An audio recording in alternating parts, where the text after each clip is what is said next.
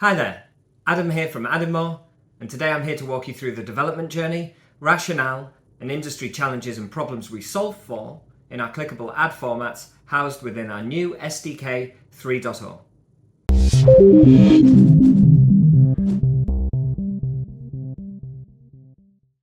We're really excited to launch our InGamePlay Clickable formats, an innovative and unique take on the ubiquitous click we all know, love, and occasionally hate.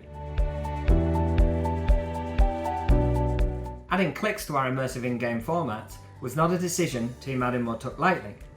While we were very aware of the obvious commercial benefits introducing a click into our ad placements would produce, we needed to ensure that we maintained our player-first principles. And that means that anything that we developed would have to maintain player delight and immersion while balancing functionality and advertiser demands. To do this, we needed to solve for and address three main problems we found with existing clickable formats today. First, unlike game developers, ad tech providers don't have the luxury of creating tutorials for users. There are no how-to guides for how players interact with ad formats, so therefore existing clickable in-game placements can be really confusing for users. They've been brought up on adverts that were previously non-clickable. Players do not know that the ads they see in the placements are now actionable with a tap.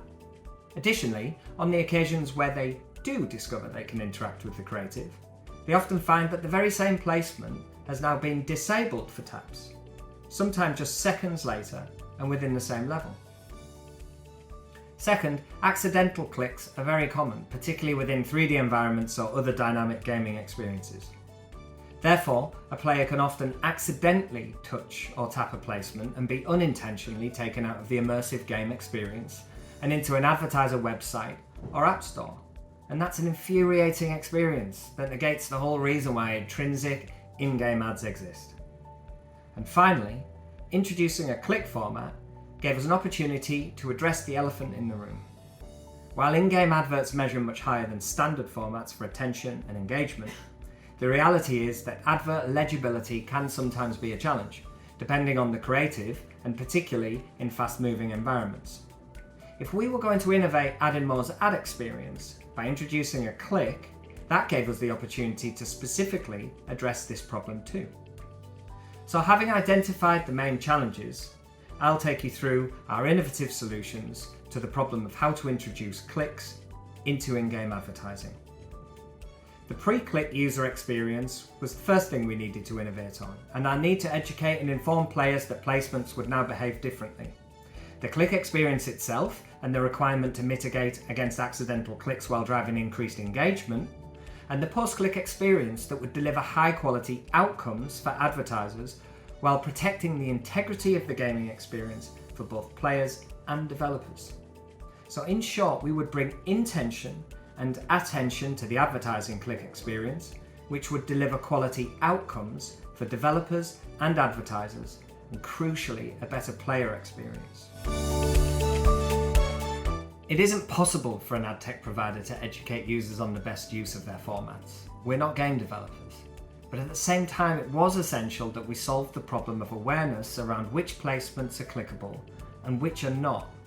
Not only that, but at what point a placement that was previously non-clickable becomes clickable. So AdInMo's SDK allows for developers to incorporate colourful, glowing and pulsing borders around the placement. And this does two things. One, it removes confusion, denoting to the player that the placement can be interacted with. And two, it encourages action, drawing the player's attention to the placement and the call to action contained within the brand messaging.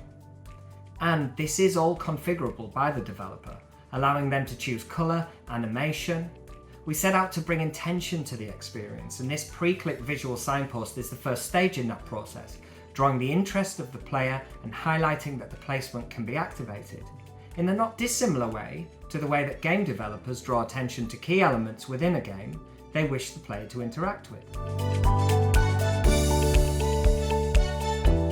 So for the click itself, we needed to address and solve for two problems. One, accidental clicks, and two, the legibility of the ad creative.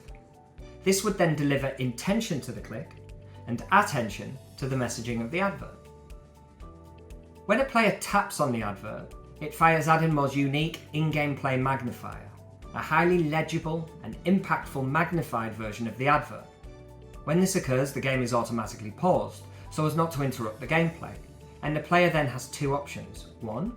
Tap the X button or anywhere else on the screen in order to exit the magnifier and return to the game, or 2. Tap on the magnifier itself again in order to visit the advertiser website if it's a brand campaign and complete whichever action they wish, or redirect to the App Store and install the app if it's an app install campaign. Once these actions have been completed, a few quick swipes back returns the player back to the game. The game starts back up again, and the player continues playing and interacting with the game exactly where they left off. What's more, standard, rich media and video formats are all supported via the InGamePlay Magnifier. Video formats in particular need to be seen to be believed, and with clickable ad units, video formats play both within the actual placement and then start again within the magnifier. The InGamePlay Magnifier achieves 3 key objectives. 1. It prevents accidental clicks, as when a player taps on a placement, the magnifier pops up, an action that requires the player to take further action if they want to visit a website or an app store. 2. It delivers intentional clicks and traffic, as the player now has a distinct call to action with which to engage or not, thus delivering much higher quality traffic to the advertiser. And 3. It brings a fully immersive, engaging and highly legible advertising experience to the in-gameplay branding experience, thus delivering market-leading attention to the adverts we serve. We've also developed the tactile elements to the tap action too. Developers can choose to include a double tap or a long press functionality to further guard against accidental clicks, and a haptic vibrating feedback option to signal to the player that an action has been activated. All of it's configurable and testable, and all of it brings intention and attention.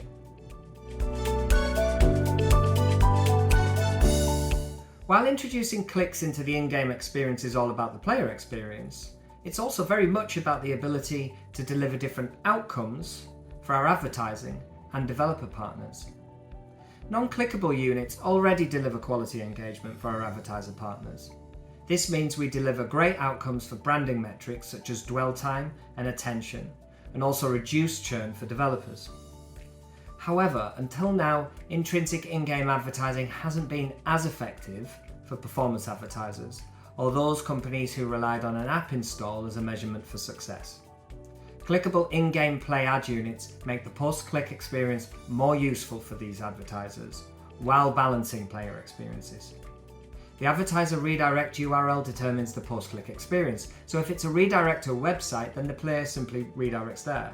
This means a player can purchase a product on an e-commerce site, or fill out a lead form, think booking a test drive on an automotive website, or simply surfing the site product pages for a more traditional brand style advertiser.